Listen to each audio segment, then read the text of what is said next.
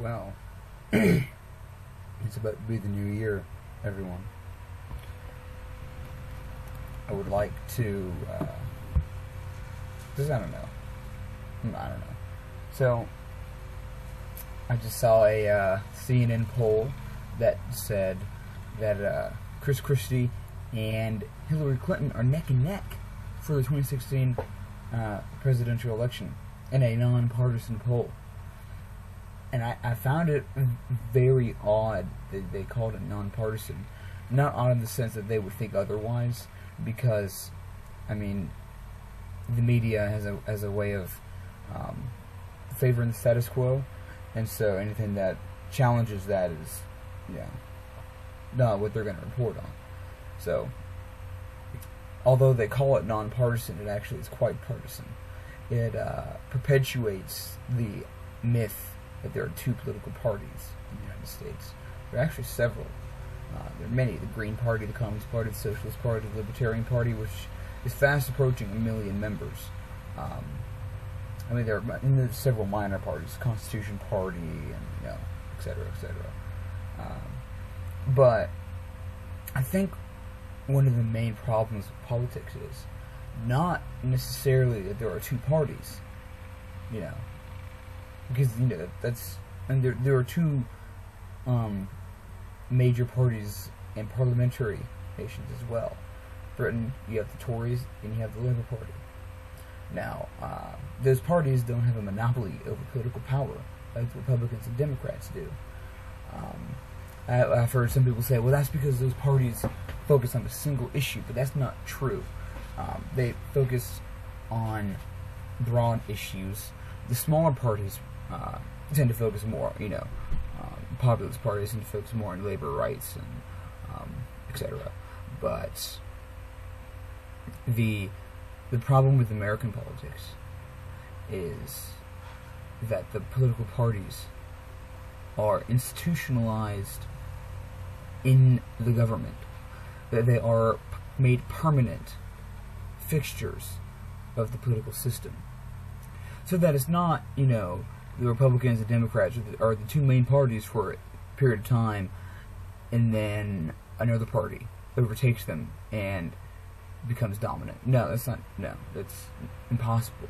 You can only vote for the Republicans and the Democrats, because those are the only two sensible parties, as if they're even sensible. But it's a myth. It's a myth that voting for the lesser of two evils is fine. And it's also a myth that there are only two people you can vote for. One of my friends, she went to get her driver's license at the DMV, and when they asked her if she wanted to pre-register to vote, she said, yeah, sure, of course. And she was going to register as a libertarian, but before she said that, the lady said, you can choose Republican or Democrat. And she asked, I don't want to be either. I don't want to be either of those. I was going to be independent or libertarian. She's like, no, you have to pick one or the other. That is a very scary thing. When the people, as in the lady working at the DMV, have it worked into their head that you can only be one of the two parties, you're beginning to see the end of different opinions in politics. Because while the Democrats and the Republican Party, they may differ on the minute details of several issues, they agree that they don't want any other party to replace the other party. The Republicans do not want the Green Party to replace the Democrats.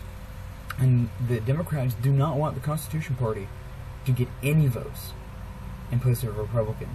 Because those two parties, the Republicans and the Democrats, they love the sharing of power that they have.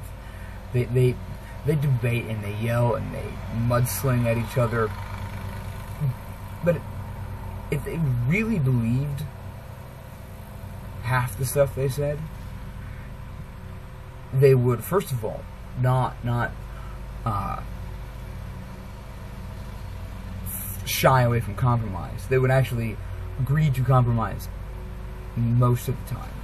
just as the early politicians did. It was the whole Constitution is full of compromise. We have 2 houses of Congress because of compromise. We have an electoral college and have a popular vote because of compromise. The Civil War was postponed to a point where the United States was a nation that could actually survive a civil war. It was postponed to that time because of compromise. You know, compromise is it's not clean. You know, the 3/5 compromise is nasty. It is disgraceful. But you know what? It kept the country together. And although, in hindsight, it's a very barbaric thing, the 3/5 compromise, we cannot deny that it kept the South in the fold of the nation long enough to secure the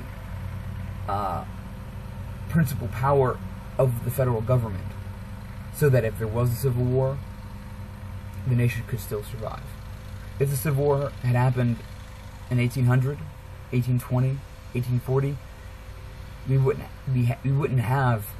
wouldn't be living in the United States. I'd be living in the Confederate States of America. I mean, there are other factors, you know, but all else equal, I mean, it's hard to deny the power compromise has had on this country.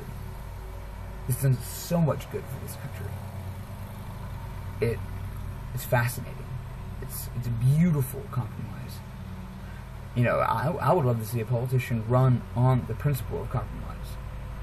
You know, and more than that, I think we should in fact do away with the current system of primary politics. In fact, I'm going to go one step further, in that we should amend the Constitution to ensure that you have to obtain a majority vote, a majority in either house, or a majority in the presidential election to become the dominant party to control the House or control the Senate. Because only in that way will you get more diverse opinions. And when you have a shallow, dogmatic, narrow debate between 2 opinions, things get messy, things get sloppy, the debates get old, they don't stimulate the mind to think of new ideas. The more ideas you have, create better solutions. More ideas means better solutions. When you only have 2 ideas, you can only have 3 solutions, 4 solutions at most. And there's no guarantee that any of those is a good solution. So if we get rid of this plurality politics and instead go to majority politics, you will force the Democrat and Republican parties to work with other parties, the Libertarian Party, Green Party. Not that I necessarily agree with any of these parties. I agree with the Libertarian Party quite a bit, but not entirely. But you know, it will make a better America. Because as it stands now, there's no legitimate reason to continue this monopoly of political power by the Republicans and the Democrats. Because as we can see with how people are registering to vote, most people aren't even Republican or Democrat, but they still seem to dominate the elections. I find that disturbing. If most people are independent, why are most people still voting for the Republicans and Democrats?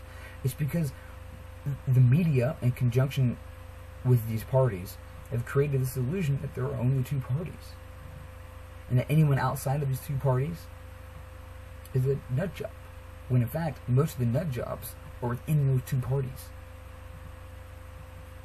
So,